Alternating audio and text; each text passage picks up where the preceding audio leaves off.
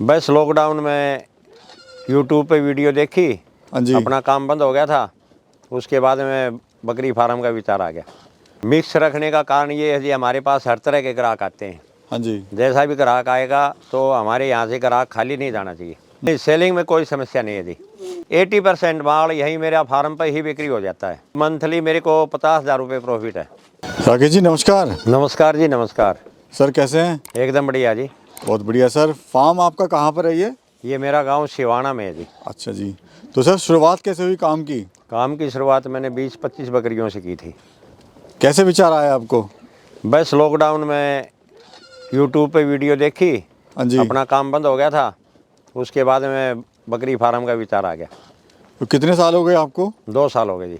उससे पहले क्या कर रहे थे? उससे पहले मेरे पास टेंट हाउस का काम था। अच्छा जी। तो बैकग्राउंड आपका क्या रहा? एक फार्मर है, किसान है आप या बिजनेसमैन है? नहीं, मैं एक फार्मर था, अभी एक बिजनेसमैन हूँ। अब आपने काम अपना स्टार्ट कर लिया है। काम स्टार्ट कर लिया। चलो सर दिखाइए एक बार फार्म अपना। ये हमारा फार्म है जी इधर। तो ये मिक्स ब्रीड सर मैं देख रहा हूँ यहाँ पर। हाँ जी, मिक्स ब्रीड है।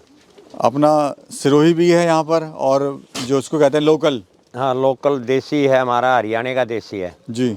और मेरे पास बीटल भी है पंजाब का। तो क्या कारण रहा सर इनको रखने का, मिक्स को? मिक्स रखने का कारण ये है जी, हमारे पास हर तरह के ग्राहक आते हैं। हाँ जी। जैसा भी ग्राहक आएगा तो हमारे यहाँ से ग्राहक खाली नहीं जाना चाहिए।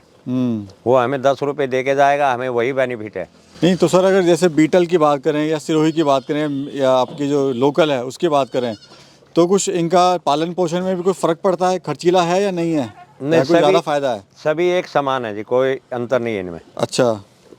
इनका रख रखाव का डिफरेंस है बस। नहीं तो ये जो वैसी जो ब्रीड है दूसरी वाली सिरोही वगैरह, हाँ जी। मेंटेनेंस वगैरह ज़्यादा मांगती है? मेंटेनेंस जब इनको लेके आते हैं तो काफ़ी दूर से, जैसे लेके आए हम 300 से 400 किलोमीटर दूर से। हाँ जी। तो उस टाइम इनको सेट होने में टाइम लगा था। अभी ये इधर की आब हवा को सेट करके और आराम से चल रही है। तो शुरुआत आपने 30 बकरियों से करी थी? हाँ जी। और आज 300 हैं? हाँ, 300 है। 300 साढ़े 300 हैं। तो सफ़र तो सर काफ़ी आपका मुश्किल रहा होगा, चुनौतीपूर्ण रहा होगा। हाँ, 2 साल आपको लगभग हुए हैं करते हुए। हाँ जी, हाँ जी। तो उस सफ़र के बारे में जरा साझा कीजिए अपना। सर जी, आपका ऐसा सफ़र है, रहा? मैंने जैसे 30 बकरियों से शुरुआत की। उसके बाद में मेरी बकरियों में काफ़ी बीमारियां आई हैं। मेरा मन ऐसे हो गया था, भाई ये अच्छा काम नहीं, इसको छोड़ देते हैं। लेकिन फिर हौसला अपना बुलंद हो गया। उसके बाद में मैंने ये कर लिया विचार के भी हमें लंबा चलना है। तो आज मेरे पास 300 बकरियां हैं। सर जब भी कोई काम स्टार्ट करते हैं, चाहे बकरी पालन हो चाहे कोई भी किसी तरह का काम हो, चुनौतियाँ या कभी ऐसा लगता है कि हमने शायद ये काम जो करा है वो सही नहीं करा, नुकसान जब होता है आदमी टूट जाता है आदमी, हाँ, टूट जाता है। तो कभी आपको नुकसान हुआ इस काम में? स्टार्टिंग में मेरे को नुकसान हुआ, उसमें टूट भी गया था। जी। लेकिन अभी मेरे को काफ़ी प्रॉफिट हो रहा है। तो क्या समस्या हुई थी? समस्या जैसे बकरी बीमार होना, बच्चे भाई भगवान को प्यारे हो जाना, यही समस्या थी और कुछ कोई ऐसी समस्या नहीं थी। सर आप यहाँ पे गांव में आप ये काम कर रहे हैं, हाँ जी। यहाँ कोई मंडी भी नहीं है आसपास, कोई मार्केट भी नहीं है, तो आपको सेलिंग में समस्या नहीं आती है? नहीं, सेलिंग में कोई समस्या नहीं है जी। जैसे ज़्यादा माल हो जाता है तो कभी दिल्ली निकल जाते हैं, कभी अम्बाड़ा निकल जाते हैं। हाँ जी। और तकरीबन 80% माल यहीं मेरा फार्म पर ही बिक्री हो जाता है। तो क्या रेट का आप देते हैं? वैसे जैसे हमारे पास बच्चे लेते हैं तो हम 400 रुपये किलो तोल के देते हैं जी। और ये बड़ा भी इसी रेट में दे देते हैं। तो प्रॉफिट क्या ले रहे हैं अभी आप इससे? अभी मंथली मेरे को 50,000 रुपये प्रॉफिट है। जी जी। और सर ये बताइए आपका जो फार्म का एरिया है, हाँ जी। वो कितना है? ये आधा एकड़ है जी। खर्चा क्या है आपको इसको बनाने में? फार्म को इसको बनाने में मेरे को 3.5 लाख रुपये खर्चा आया शेड को बनाने में। और आप ये चराई पे भी इसको लेके जाते हैं और यहाँ भी रखते हैं? हाँ, यहाँ भी रखते हैं और जंगल में भी चराई पर भी चली जाती हैं। जैसे 1-2 घंटे के लिए इनकी वर्जिश हो जाती है। हाँ हाँ। जैसे भाई मनुष्य जैसे मॉर्निंग वॉक इवनिंग वॉक पे जाते हैं, ऐसे इनको खाली इवनिंग मॉर्निंग वॉक ही समझो। उसमें जैसा जो कुछ इनको मिलता है वो खा के आ जाती है। तो उससे भी थोड़ा सा खाने की बचत हो जाती है, कॉस्ट कटिंग हो जाती है फार्म की? हाँ, कॉस्ट कटिंग हो जाती है। बहुत बढ़िया। क्या रेट का माल बिकता है सर ये सभी तीनों ब्रीड अलग अलग रेट के हैं जी। हाँ जी। जैसे सिरोही मेरे पास 25 से 30 हज़ार रुपये की बकरी है। जी। और बीटल है ये भी 20 से 22 हज़ार रुपये की है। अपने देसी है 15-17 हज़ार रुपये की बकरी है। बच्चे जो हैं कितने देती है? बच्चे शरोई और देसी और बीटल, इनको अगर हम अच्छी कोस्ट डालते हैं और इनका शरीर हष्ट पुष्ट होता है तो 2 से 3 बच्चे भी निकाल देती है। सर काम कैसा है ये? काम एकदम बढ़िया है जी। काम इतना बढ़िया है लेकिन फार्म फिर भी बंद हो जाते हैं। वो फार्म बंद होने के अलग कारण होते हैं जी। वो एक तो टाइम नहीं दे पाते। मैं पूरा टाइम इनको यहीं देता हूँ 24 घंटे जी। और खुद के ऊपर डिपेंड रखता हूँ। जब कोई बकरी बच्चा बीमार हो जाता है उसका ट्रीटमेंट खुद करते हैं, मैं किसी डॉक्टर वगैरह को नहीं बुलाता। अब सर जैसे 2 साल आपको हो गए हैं, हाँ जी। तो अनुभव साझा कीजिए कि अगर कोई फार्म स्टार्ट करता है अपना, तो महत्वपूर्ण बातें क्या हैं जो उसको ध्यान रखनी चाहिए फार्म स्टार्ट करने से पहले, ताकि नुकसान कम से कम और मुनाफा ज़्यादा हो।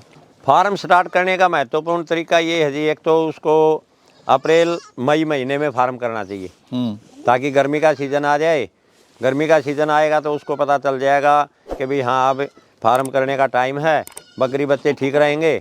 जो जो सर्दी बढ़ती जाएगी उसको थोड़ा एहसास होता जाएगा भाई किस बच्चे किस बकरी में क्या बीमारी आती है, तो उसके अनुसार वो अपने आप ढल जाएगा। जैसे हमारा शरीर भी सर्दी को सहन भी करता है और गर्मी को भी सहन करता है, तो वो धीरे धीरे जैसे सहन करता नहीं, इसी प्रकार वो फार्मर सेट हो जाएगा। कभी सर आपको लगा कि जो मैंने बकरी पालन का डिसीजन लिया है सही डिसीजन नहीं था मेरा?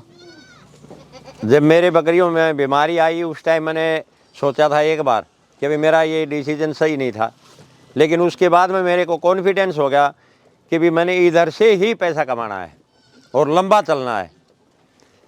किसी ने यूँ हो कि भी कुछ टाइम के लिए फार्म करना है, मत करो, वो उसको कोई बेनिफिट नहीं होगा।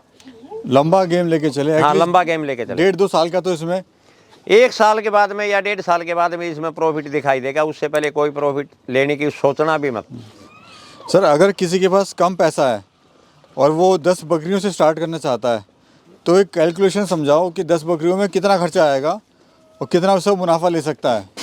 10 बकरियों में अगर कोई फार्म स्टार्ट करना चाहता है तो उसको अपना छप्पर का सेट डालना चाहिए और उनके ऊपर जैसे किसी हमारी देसी भाषा में पाड़ी बोलते हैं, उसको रखने की ज़रूरत नहीं है। उसने खुद मेहनत करनी चाहिए उनके ऊपर, तो उसको अच्छा प्रॉफिट मिलेगा। फिर वो अपने आप समझ जाएगा कि भाई इनसे कितना प्रॉफिट मैं ले सकता हूँ।